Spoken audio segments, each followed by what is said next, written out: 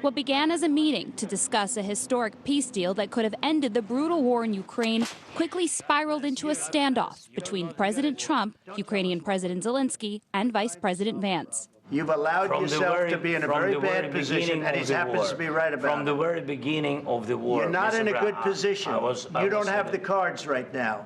With us, you start having cards. But right now, you don't. You're playing cards. You're playing cards. You're gambling with the lives of millions of people. You're gambling with World War III. You're gambling with World War III. The tense exchange, unprecedented in the Oval Office, the room traditionally reserved for diplomacy, capped off weeks of a public feud between the two leaders. What you're doing is very disrespectful to the country.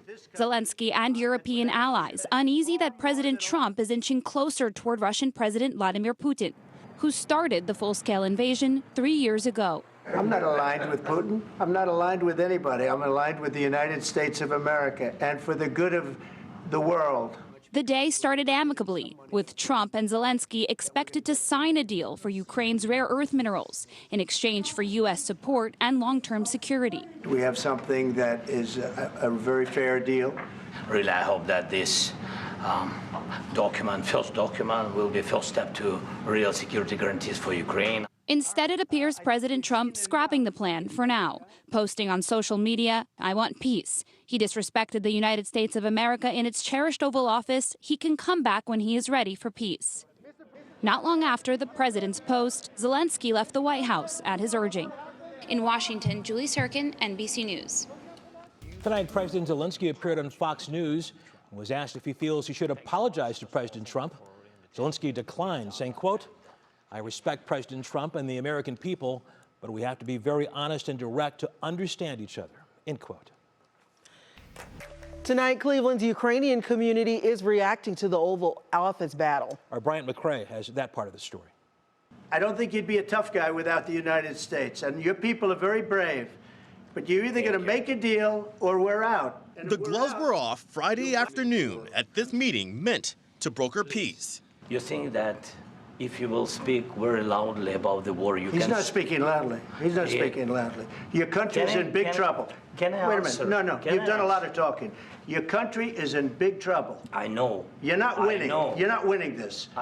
You have a damn good chance of coming out okay because of us. Mr. President. The political blows between the presidents hitting Ukrainian Americans in Northeast Ohio. It was like none other that I've ever watched. Volume was raised. People talked over one another. It's not the way to best reach agreements. The unexpected showdown coming on the heels of the war's 3rd-year anniversary. Dr. George Zelenskyy, president with the United Ukrainian Organization, says it has been a war marred by the unthinkable. There have been children trafficked, women raped, civilians killed, prisoners of war murdered. Zelenskyy says Friday's heated exchange should not overshadow the purpose of the meeting.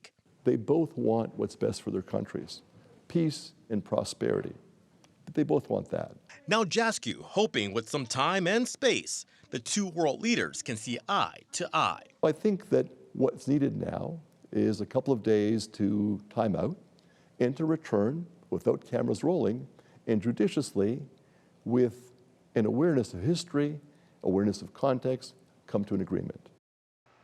Now, we did reach out to members of the Cuyahoga County Republican Party for comment on today's meeting, but we have not heard back. Tomorrow, the United Ukrainian Organization of Ohio is holding a rally in support of Ukraine. You can find more information on that on our website, WKYC.com. Russ? Okay, Bryant McCrae here in the studio. Thank you.